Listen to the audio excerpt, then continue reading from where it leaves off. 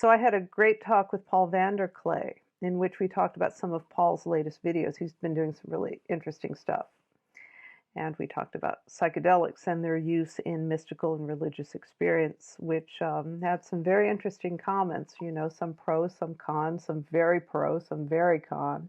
It's a controversial topic, but it's becoming very mainstream, and it's going to be legal to use psychedelics soon in therapy, which is why it's front and center in the news these days, and it's just got such powerful evidence for psychotherapeutic interventions. So we talked a lot about that. Now, one thing I didn't touch on in that talk, which I wanted to, was I wanted to talk a little bit about Paul Rossi, the brave teacher who's standing up to critical race theory, in which, in my opinion, mostly undermines underprivileged Black people who really need to be uplifted and empowered, and not given further assurance that they're doomed victims. This is very, very damaging, I think, to people who really need to, you know, to really need to get some agency in society. And the way towards agency in society, I think the first step is to get some really good schools into those neighborhoods. There needs to be funding for a real meaningful real world education that gets people, you know, gets people in the mix, gets people ready to operate in whatever capacity they want to, whether it's joining society at large or helping helping a more local community or starting their own business. You know, that's what's really needed. I mean, I'm sure there's other things, but front and center is education. So I wanted to talk about Paul Rossi because he has an interesting approach. He's a very flexible and intelligent mind. And he doesn't just say, oh, critical race theory is 100% bad. I mean, he was sort of looking for the parts in there that might be useful, realizing that for the most part, you know, and I agree with this, if we could dispense with the pathological Marxist mumbo jumbo, which is basically a pure power play anyway by a group of well-paid academics. There are things in there that might not be bad, like you know, just bringing to the fore some of the problems that need to be dealt with that haven't been dealt with properly. And there's a whole history for that, and there's a bunch of opinions in that. But it's good to keep it front and center, you know, in our minds that there's a group of people who have a really terrible history, and that maybe they do need some kind of special funding. I would say really good schools is how I would solve that. So I wanted to talk about him, and I wish we had gotten to that because I think he's quite a hero, and he's someone who, let's use the vernacular from from what we're criticizing, he's speaking truth to power, as they say.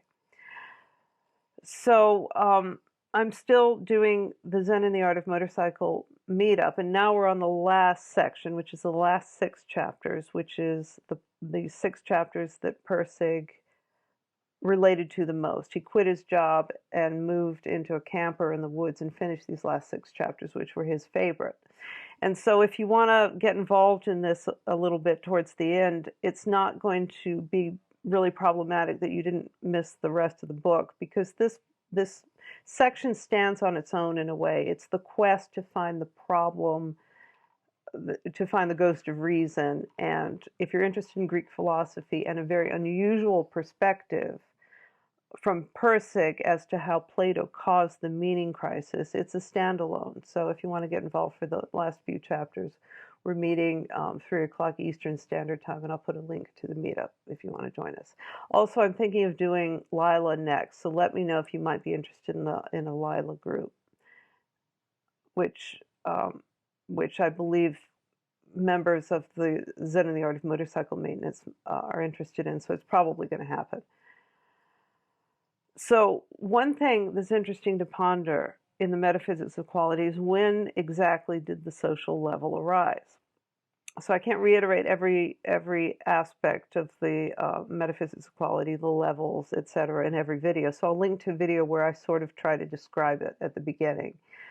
Again, I'm working out Persig's work as I go on my own terms and not looking that much at other people's interpretations. So the best thing to do if you really want to know about this is read the books and figure it out on your own terms. I mean, you can sort of look at my thing and see where I'm going with it. It might be useful. You can also look at the wiki page. There is a Wikipedia page on the metaphysics of quality if you want a quick overview.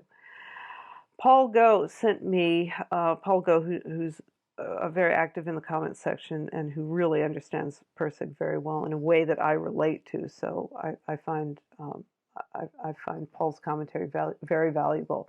He sent me a Manly Hall video because it has such interesting parallels to the metaphysics of quality, which I won't go into here because there's just so much. I want to comment on a couple of clips just as an example of some things to think about through this lens. Manly Hall was a lecturer on spirituality for probably 60 or 70 years, and he died in his 90s, in I think 1990. And there's, as a lot of you probably know, there's been a long tradition of mystical, ecumenical thought for quite some time. I mean, I think the Theosophical Society way back in the teens and 20s was that. I think there's some element in the occult stuff that was popular at the end of the 19th century, and on and on and on from there. Aldous Huxley, for example, Alan Watts. There's a lot of that in William James. You know, so Manly Hall is in that class. I only vaguely recognize Manly Hall's name because there are so many spiritual teachers, and I have these Kevin Bacons, you know, who've directed me in places, and that's like Alan Watts and Jordan Peterson. Jordan Peterson, I believe, led me to Zen and the Art of Motorcycle Maintenance. I think it was on his reading list. I'm not exactly sure, but I think that's how I started reading it. So these guys never led me to Manly Hall, even though I sort of recognize the name. Although I imagine Alan Watts definitely, and he's another one of these people in this tradition, mentioned Hall because there's that same tinge of perennial philosophy and non-dual monism. And since metaphysics of quality is essentially a monism, there's bound to be some similarities. So I want to show a few clips from this golden wedding garment video, and I'm going to make a few comments. So again, I'm just thinking out loud, like Paul Vanderklay says, and just thinking out loud. So these are very rudimentary reflections. I haven't obviously thought this through. So if you have any ideas, feel free to help me out. Actually, therefore, we have to realize that under normal conditions, we are of this earth earthy. We are not bad, we are not evil, we are like all other creatures. We simply are made of certain substances, and these substances gradually gain dominion over us, and we react to these pressures much as the animal does, or any of the other kingdoms of nature. But these pressures, while they are present in the human being, are balanced by a tremendous power within the human being that is not present in the other kingdoms. In the other kingdoms, this greater power is left with group spirits, or powers that protect orders of life, not individuals. With human beings, however, the protection becomes individual. This is one of the ways in which we distinguish humanity from all the other kingdoms of nature. Humanity has the power of redemption within itself, and each individual has the power of redemption within himself. He must develop this power and must strengthen it and must permit it to manifest out into his daily life. And when he does so, he achieves the transmutation of the base substances of his body. Now, base substances in this case does not mean evil substances. It simply means matter, material, substance as it is in earth and on the ground beneath our feet. It is the natural substance of the natural world. But the individual is not of this. Though it may seem like a plant, his root is in material things. Actually, as Plotinus tells us in his essay on the beautiful, while the roots of man are in the earth, the flower and the seed is in heaven. So what he's describing is something like the separation between the biological and social levels. we are made of these biological patterns, and they rule us in some ways, and they are the physiological essence of our body. But in other ways, we rule them. On the social level, that is the balance that Hall is talking about.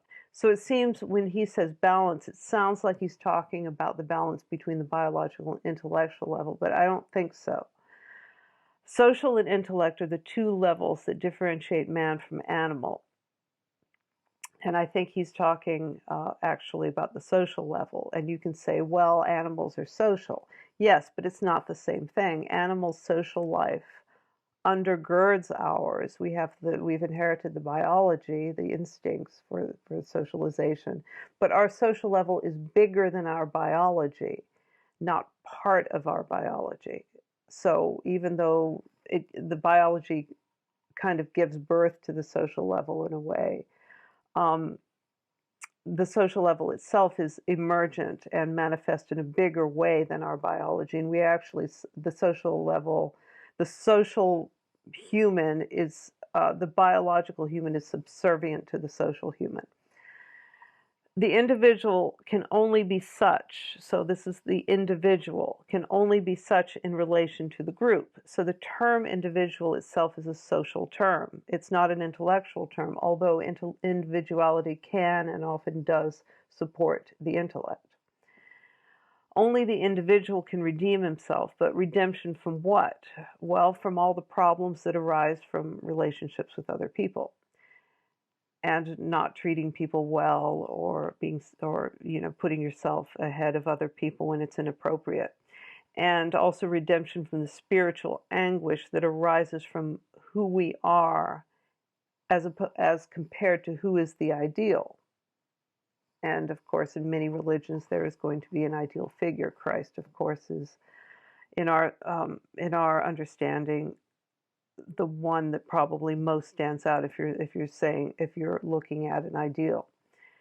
So where we are doing the work is figuring out how to adhere to some kind of social morality, ultimately. So what is redemption? Well, it depends on where you're coming from. What is your framework, your culture, your religion? In short, all the patterns you're hauling around with you and what the ideal of your mythos is. Redemption is the ability to unite with the source of all that, the front end of the train, on the track of quality, living in the present, being in the dynamic space where all is fresh and new, like a child. So the spiritual work is overcoming those patterns and reaching our branches to touch heaven, to once again reunite with the source. The great symbol is the tree of life, the great symbol that we see often in, Manly Hall, I'm sure, talks about this. Jonathan Pajot talks about this. Jordan Peterson talks about this, the tree of life, the great symbol. And one of the many ways to interpret its symbolism is Adam and later Christ, the mediator between heaven and earth. We have now great emphasis upon freedom, upon individual rights. The individual has the feeling that he is perfectly justified in walking out on his family, deserting his friends, and turning against his nation, simply because he must be free. What is freedom? To him, freedom is the gradual building of a cage, which once it captures him, he is worse enslaved than in any other way. Freedom is really a form of self-slavery for most people. It is the individual putting his own likes and pleasures ahead of the common good and his own well-being. That freedom as a cage means, in terms of the levels, what happens when you reject society in favor of either biology or intellect, and without the dynamism that allows you to integrate and use all these levels as appropriate, as is harmonious. The following of biological, like the heavy emphasis on biological or the heavy emphasis on intellectual desire and living on those levels become cages. They are walled cities. Your desires primarily for what these two levels offer. So they're like walled cities. They're keeping out the mediator, which is the social level, and choosing the freedom to wallow in the mire or fly up off into the atmosphere. Both are forms of stuckness. You're either stuck down there or you're stuck way up in there. You can't get down or you can't get up, and there's no connection. So maybe again, another way of looking at the tree symbolism. Also, it reminds us of how important the social level is. The hardest thing is to be good in society, to love your fellow man. And that's why this practice, that's why this social morality, according to Hall, is the way to redemption. Once you master your relationships, once you master being able to put aside your immediate gratification for the greater good, then you have the keys to navigate all the levels. And this is also true in therapy, and it's true in life. And a lot of therapy is learning how to be mature in your relationships so that you have the agency to go anywhere you need to go and manage the situation that presents itself to you. That religion is not simply attending a place of worship. It is bringing the truths of life into the home, into the family, and into the business. The real religion is in the shop, in the house, in the school, in the hospital, in the courts. Religion is not something to talk about theology. It is to live the golden rule, to keep the Ten Commandments, and to realize that regardless of all our sophistication, we will never be able to outgrow the Decalogue or the Sermon on the Mount. These are inevitable and eternal fixtures. We can break them, but we suffer. We can keep them, and we will get well. And this is something each person does for himself. He does not do it because his neighbor has done it, or because the community is doing it. Maybe he hopes it will. But even if the community is doing it, unless it is a personal dedication of his own, it will not bring an end to his own misunderstandings and misuses of power. Religion can be pondered on an intellectual level, but living religion is what matters. It's living it out day to day in the small and large acts, which you make a choice towards harmony, even if it means sacrificing your immediate desires. We hear this again and again, but there's a reason we hear it again and again. The great social rules are eternal, according to Hall, and there's a lot of wisdom in that. Again, these are rules to help you keep the harmony and balance of the social level so you can, as an individual, navigate the totality. The Ten Commandments are early basics of social behavior that basically keep, oh, not basically, but I mean, they're more important than that. But the essence of the Ten Commandments are the original purpose of the social level, which is to keep the biological at bay, to band together and keep us all alive. And then this morality comes out of that. And in the Ten Commandments, you're going to find a lot of that. You're going to find directives that if you follow them, biology isn't going to come swallow you up. The Sermon on the Mount is the mystical understanding of the totality of being that keeps you always at the front end of the train in that dynamic space where redemption spirituality is, seeing what's ahead and meeting it appropriately. And in Persian terms, it's going to be being in that dynamic space, but when you need to manifest your dynamic experience, you do it appropriately, and that's when you do use rationality. So as we hear again and again, it's up to you, the individual, to fix yourself. Theoretically, that can influence locally, and it does. When someone is an example, people want to follow that example, but that's not the point of doing it. It's a potential benefit, it's a side benefit, and it's often a real benefit. But the point is the holiness, the grail, the golden garment is your quest alone. And that is all you have control of. And the better you do that, the more you're going to be able to spread out, a way of being in the world that is exemplary, not for your ego, but because it's right. And this is what, the ideal would be the righteous individual. For most people, love has been made a stranger. We hardly even love our own anymore. if they interfere with our ambitions. We will desert those nearest to us if they hamper our freedom. Everything must be freedom.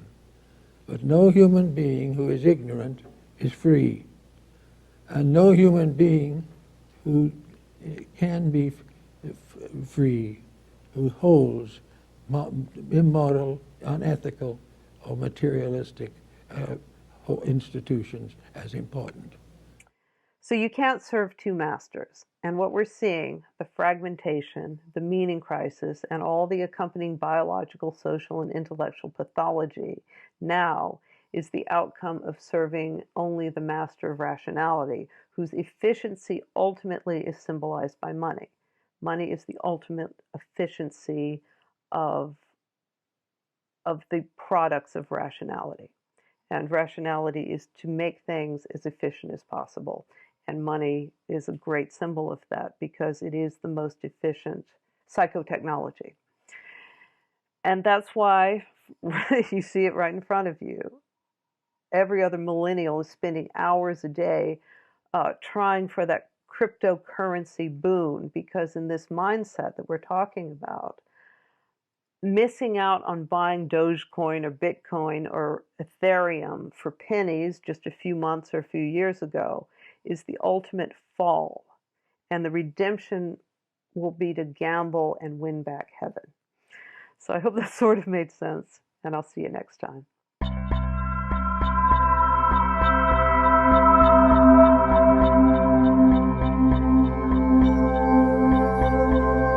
I did get the bug off. This whole house is filled with stink bugs. Life in the country. See you next time.